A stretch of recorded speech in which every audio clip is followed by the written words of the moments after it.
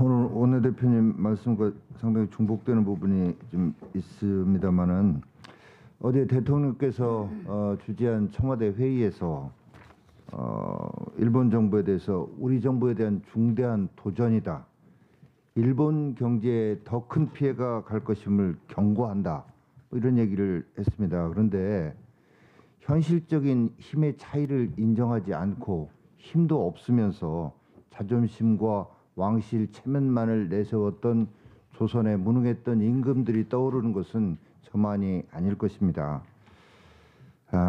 그리고 수입처 다변화, 국산화, 기술 자립 이런 얘기했는데 이거 얼마나 공허한 공자님 말씀 얘기하고 있습니까? 지금 당장 급한데 당장 급한 불을 끄기 위한 노력은 하지 않고 공자님 말씀만 하고 있습니다. 국민적 단합을 얘기하면서 마치 싸움에 나선 장수처럼 독전하는 그 순간적인 감정의 카타르시스는 있을지 모르지만 이 문제를 푸는데 전혀 도움이 되지 않습니다. 정부 내부의 엇박자, 뭐 경제와 관련해서 대통령은 경제 아주 좋다고 하는데 경제부총리는 경제가 어렵다고 이렇게 얘기를 합니다만은 이 한일 문제와 관련해서도 대통령은 자신의 지지자들을 쳐다보면서 소위 사이다 발언을 쏟아내고 있지만 연일 국회 예결위 출석한 경제부총리는 감정적 대응은 한일 양국 모두에 도움이 되지 않는다라고 얘기했습니다. 국민들은 누구 말을 들어야 될지 이 문제에 있어서도 참으로 한심한 정부라는 것을 느끼고 있습니다. 언제나 보면 이 국내 정치적 이익을 위해서 국제관계를 이용했던 이런 정권 때문에 결국은 국가와 국민의 엄청난 불행으로 이렇게 결과가 지어졌습니다.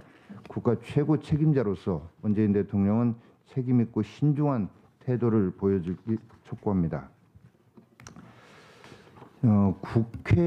이 정권의 그 국회 무시, 이 의회 무시가 어제 오늘의 일은 아닙니다만은 참으로 무도한 정도고 정말 막무가내식의 정권입니다.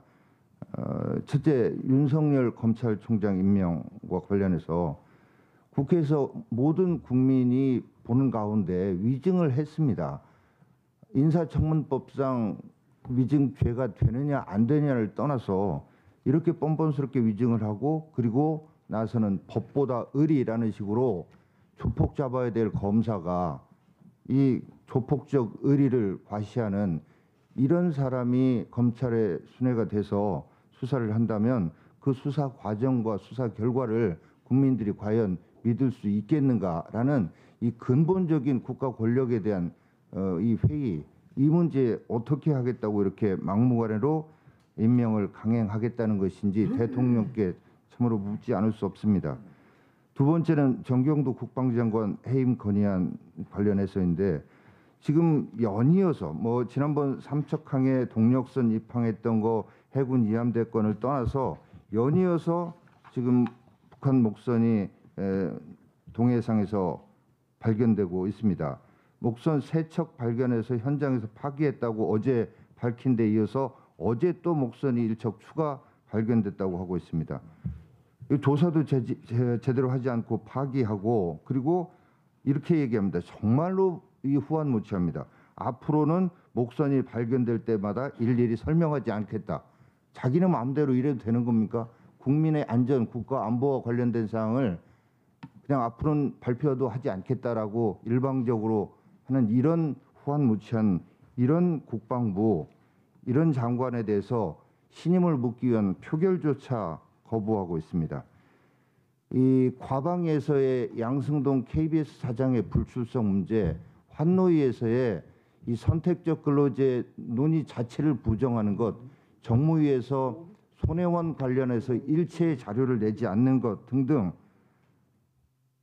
이런 점들, 이 국회를 도대체 어떻게 보기에 이렇게 하는 것인가 하는 걸 셋째로 지적할 수 있고요. 네 번째, 교과서를 불법적으로 조작해서 또 앞서 말씀드린 대로 이 국방 안보에 엄청난 구멍이 뚫려서 국민의 대표기관인 국회에서 국정조사 좀 해보자고 하는데 이것도 원천적으로 막는 이런 막무가내 정권입니다.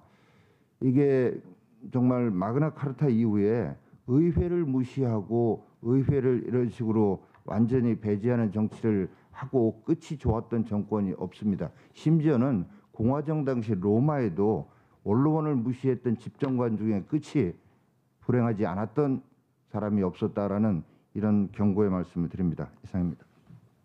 정양석 수석.